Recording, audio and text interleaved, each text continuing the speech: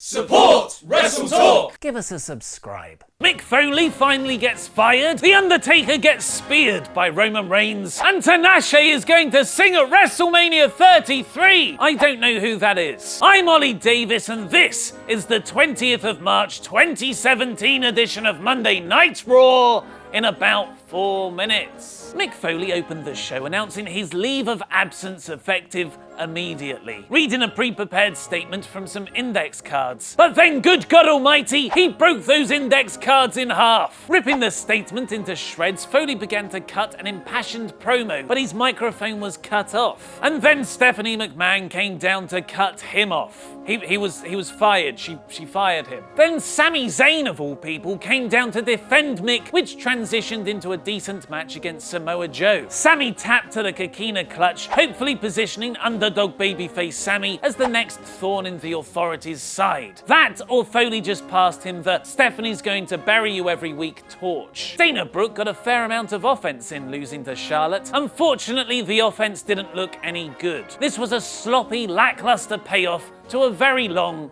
half-cooked story. Chris Jericho cut a great promo on the real Kevin Owens with the lively Brooklyn crowd hanging on his every word, until he showed a picture of 16-year-old nerd Kevin Owens in a Y2J shirt. It's difficult to be on Y2J's side there because that's us. That's all the adult viewers of Raw. Know your audience. Jericho was just about to write down Owens' name when KO beat him down, getting some great heat, and then ripped up the list. Jericho's ability to get over inanimate objects knows no equal. Brian Kendrick beat TJ Perkins in just over a minute, a real waste of a match. WWE put together 2 excellent video packages charting Goldberg and Brock Lesnar's long-running feud. They'll be going face-to-face in next week's go-home show. Without her Mick Foley filter, Stephanie McMahon went full evil, making us sit through a rematch of Bayley versus Nia Jax. If Nia won, she'd be added to the Raw Women's Championship match at WrestleMania. The crowd were audibly bored for this fight,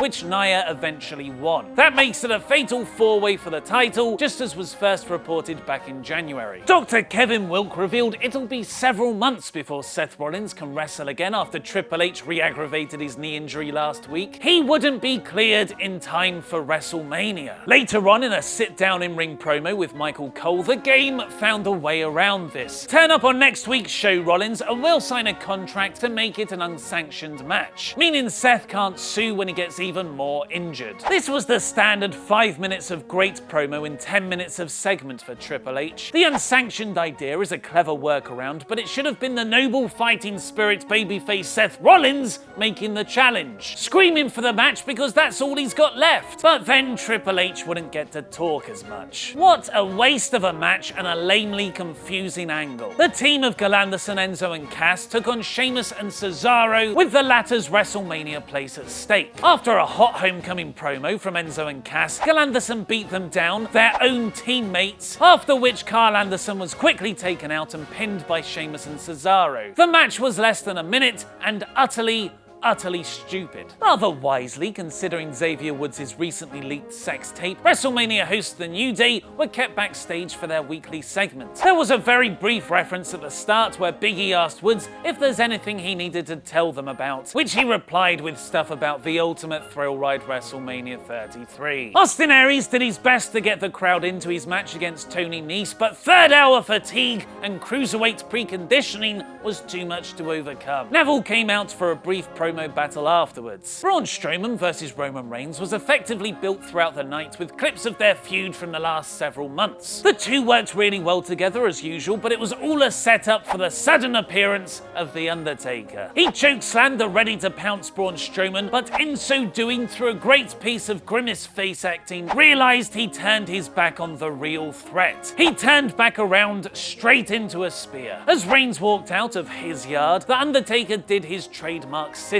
It was a very good angle. Imagine how much better it would be if the crowd actually liked Roman. So that was this week's Raw in about 4 minutes. Here's the usual ratings recap from top to bottom in order: core, average, poor, and bore. This week's Raw is a low average. 2 weeks before WrestleMania, and we got a few good segments. Jericho's real Kevin Owens expose, Triple H challenging Seth, and Mick Foley getting fired. But it was amongst a whole load of recaps. The video packages were great, but the night felt overstuffed with them. From the Reigns-Strowman feud promos, Lesnar and Goldberg's recap, and the 2 separate replays of what happened to Rollins last week. But there's another more asinine recap trick that Raw won't stop leaning on. The same matches over and over again. Reigns versus Braun, Sammy versus Joe, Kendrick versus Perkins, Shimaro, Galanderson, Enzo and Cass. The divisions need more than just the same couple of acts. What did you all think? Let me know in the comments down below, and make sure to vote in the poll above my head to give it your own rating. I'll announce the results on tomorrow's WrestleTalk news. Roman Reigns might not be on Raw much longer, and Paige and Xavier Woods have found themselves in a leaked sex tape scandal. Learn more by clicking the videos to the left and press subscribe. I've been Oli Davis, and that was wrestling.